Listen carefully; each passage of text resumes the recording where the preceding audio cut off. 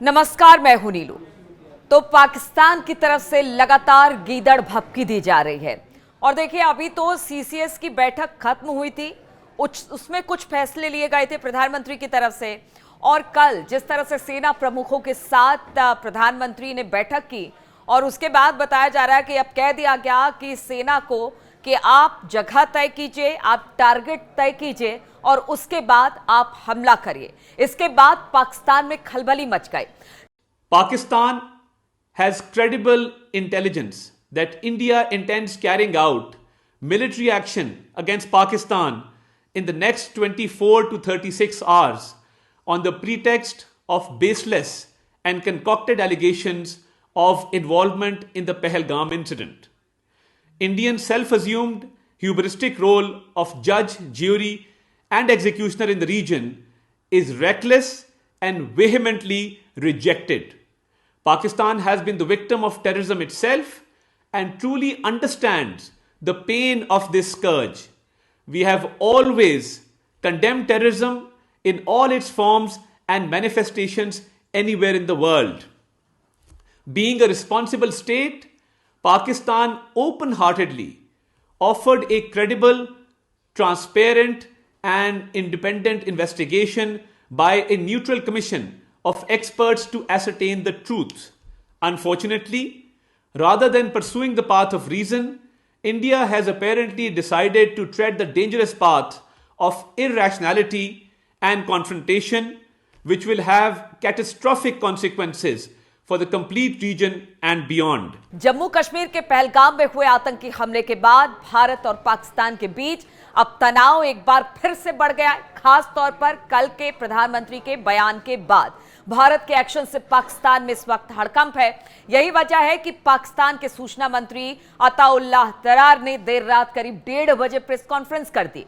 आप सोचिए कि रात के 1:30 बजे प्रेस कॉन्फ्रेंस कर रहे हैं और इस दौरान उन्होंने दावा किया कि हमें विश्वसनीय खुफिया जानकारी मिली है जो ये संकेत देती है कि भारत अगले 24 से 36 घंटों में सैन्य हमला कर सकता है। अब बताएं कितनी घबराहट है पाकिस्तान के मंत्रियों के ऊपर, पाकिस्तान की सरकार के ऊपर कि प्रधानमंत्री ने जो बात रात के 8 बजे 9 बजे कल कही, उसके बाद रात के 1:30 बजे आनन फानन में एक प्रेस कॉन्फ्रेंस करके कह दिया गया कि देखिए, एक विश्वसनीय सूत्रों से जानकारी मिली है कि अगले 24 घंटे से लेकर 36 घंटे के बीच कोई सैन्य हमला भारत कर सकता है। और यह बयान उस समय आया है जब प्रधानमंत्री मोदी ने मंगलवार को आतंक के खिलाफ निर्णायक लड़ाई के लिए सेनाओं को खुली छूट दे दी ताकि ये पहलगाम हमले के गुनाहगारों और उनके मददगारों को सजा दे सके। इस आतंकी हमले में 26 लोगों की जान चली गई थी और इसी को लेकर अब बताया जा रहा है कि पाकिस्तान के जो सूचना मंत्री हैं तरार, उन्होंने सोशल मीडिया प्लेटफॉर्म एक्स पर एक पोस्ट भी लिखा है। उन्होंने लिखा कि पाकिस्तान के साथ विश्वसनीय खुफिया जानकारी है कि भारत पहलगाम की घटना को झूठे बहाने के रूप में इस्तेमाल करके अगले 24 से 36 घंटे के भीतर सैन्य हमला कर सकता है। देखिए, झूठा बहाना लगातार पाक प्रायोजित आतंकवाद को भारत में लंबे अरसे से, और खुद पाकिस्तान के विदेश मंत्री ने इस बात को स्वीकार किया है कि पिछले 30 सालों में लगातार भारत के ऊपर आतंकवादी हमला होता रहा है। ऐसे में तरार कह रहे हैं कि अब झूठे बातों को बहाना बनाकर भारत हमले की तैयारी में है। तरार ने गीदड़ भभकी देते हुए कहा कि किसी भी आक्रामक कार्रवाई का निर्णायक जवाब दिया जाएगा। उन्होंने कहा कि पाकिस्तानी खुद आतंकवाद का शिकार रहा है और इस संकट के दर्द को सही मायने में पाकिस्तान समझता है। अब देखिए, पाकिस्तान अपना दर्द बयां कर रहा है। यह हम डरने की कार्रवाई ना कहें तो और क्या कहें। हमने दुनिया में हमेशा इसकी निंदा की है। पाकिस्तान के जो सूचना प्रसारण मंत्री तरार, उन्होंने ये बातें कही है। तरार ने कहा कि पाकिस्तान ने सच्चाई का पता लगाने के लिए विशेषज्ञों के एक तटस्थ आयोग द्वारा एक विश्वसनीय, पारदर्शी और स्वतंत्र जांच की खुले दिल से पेशकश की है। अरे, अगर आप पेशकश करते ही तो आज ये मामला यहां तक नहीं पहुंचता। कई ऐसे आतंकवादी हैं जो इस वक्त भारत में बड़े आतंकवादी घटना को अंजाम देकर पीओके में छुपे हुए हैं, पाकिस्तान में छुपे हुए हैं। आज तक किसी तरह की कार्रवाई पाकिस्तान ने नहीं की और जिस तरह से पहलगाम में हमला किया, अब भारत को एक बड़ा एक्शन लेने की जरूरत और समय दोनों इस वक्त आ चुका है। और अब देखिए पाकिस्तान के जो मंत्री हैं वो ये सारी बातें कर रहे हैं, अपना रोना अपना दुखड़ा रो रहे हैं। पाकिस्तान के मंत्री ने अंतर्राष्ट्रीय समुदाय से स्थिति की गंभीरता को पहचानने का भी आग्रह किया है। उन्होंने कहा है कि हम हर कीमत पर पाकिस्तान की संप्रभुता और क्षेत्रीय अखंडता की रक्षा करने के अपने संकल्प को दोहराते हैं। अब देखिए कि पाकिस्तान के रक्षा मंत्री बोले कि हम हाई अलर्ट पर हैं। अब जिस तरह से तमाम एजेंसियों को उनके तरफ से बयान आ रहे हैं, उसी के हिसाब से पहले पाकिस्तान के रक्षा मंत्री ख्वाजा आसिफ ने कहा था कि पाकिस्तान हाई अलर्ट पर है, लेकिन वो अपने परमाणु हथियारों का इस्तेमाल तभी करेगा जब देश के अस्तित्व को सीधा खतरा होगा। भारत ने पाकिस्तान के खिलाफ कड़े कदम उठाए।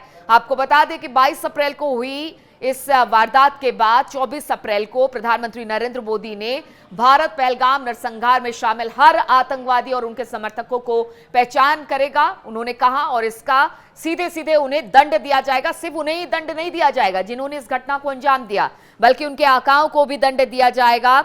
वो मास्टरमाइंड जो कि ये सब करवाते अब तक भारत में आ रहे हैं और जिसने पहलगाम हमले की साजिश रची थी, उनको भी दंड दिया जाएगा।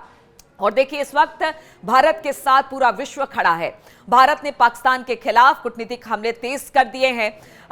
भारत ने पाकिस्तान के साथ कूटनीतिक संबंधों को कमतर कर दिया, सिंधु जल संधि को निलंबित कर दिया, अटारी वाघा सीमा को बंद कर दिया। जो पाकिस्तानी इस वक्त भारत में है उनको वापस पाकिस्तान भेजा जा रहा है। इसके अलावा कहा यह जा रहा है कि बहुत बड़ी एक खबर आ रही है कि शायद जो एयरबेस है भारत का उसे भी पाकिस्तान के लिए बंद कर दिया जाए, इस तरह की खबरें हैं।